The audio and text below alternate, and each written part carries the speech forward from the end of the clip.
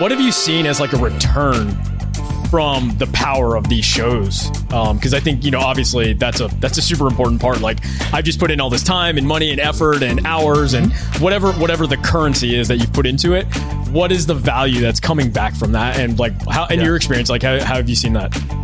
I'd paint it like this. Imagine there are two brands that exist. Call them Brand A and Brand B. Brand A is wildly awarded. They win all these industry awards. They're, other marketers look at them with envy. They have endless budget. Their executives just get it, and they're allowed to do creative things. Then you have Brand B. They have way fewer resources and team. The executives come and go. They don't quite get modern marketing, but Brand B has a one-to-one in the real world relationship with every single human they could possibly sell a product to. Like, it's impossible, but imagine that was the case. Right. You would want to be Brand B. Yeah, totally. Right? Like, your best friends don't have to A/B test their headlines to you when they write something for you or share an email. So you'd want that relationship. That's what a show does. A show is intimacy that scales. Think about the way we talk about our favorite TV shows or our favorite entertainment-based podcasts. Yeah, it's exactly what I always think about.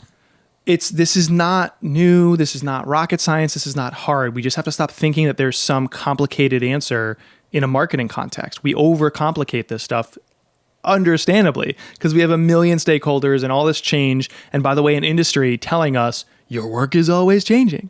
Right. So if we just calm down a moment. And metrics and all these points of data. We make it worse on ourselves. But honestly, the job is make something people like that seems like it's uniquely from you. And it's really hard because it's hard to understand the people part, who you're serving. It's hard to understand the like part, how do you resonate? And it's hard to understand yourself. Self-awareness is really difficult, right? Yeah. This isn't an automation problem. This isn't an optimization problem.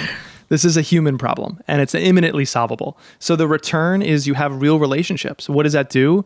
The people who engage with you over time are more likely to take action on your behalf.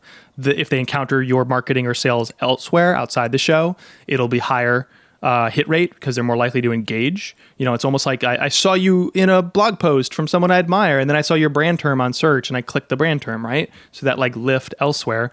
They're more likely to evangelize your cause, which by the way means not only is the audience higher value because of the audience, but the same audience helps you lower your cost of acquisition because they're going to go talk about you and bring you new people for free.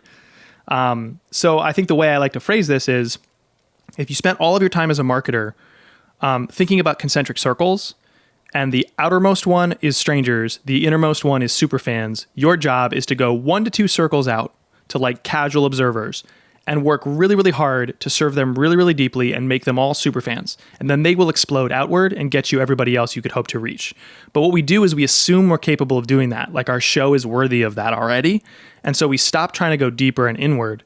And we start trying to do what's very expensive and inefficient, which is we start trying to go cold to lots more people, right? And that's where we think we're clever, we think we're marketers, we think we're growth-oriented, and actually we're doing something that's harder to grow. Yeah. So start by deepening the relationship. That's what the show does. Thanks for watching. If you want to hear more of our conversation, head on over to tobeagency.co where we have the full podcast posted.